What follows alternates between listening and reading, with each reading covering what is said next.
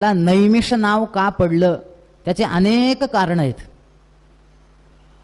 त्याला नैमिषारण्य का म्हणतात असं वर्णन आहे की सगळे ऋषी एकदा ब्रह्मदेवाकडे गेले. त्यांनी सांगितलं की आम्हाला तप करायचंय पण हा कलीचा प्रभाव आम्हाला तप करू देत नाही. अशी एखादी जागा सांगा की त्या ठिकाणी कलियुग आम्हाला त्रास देणार नाही. आणि त्यावेळेस साक्षात ब्रह्मदेवांनी त्यांना एक चक्र दिलं. म्हणजे या चक्राची नेमी म्हणजे मधला भाग ज्या ठिकाणी पडेल तो देश तुमच्यासाठी तपासाठी चांगला आहे.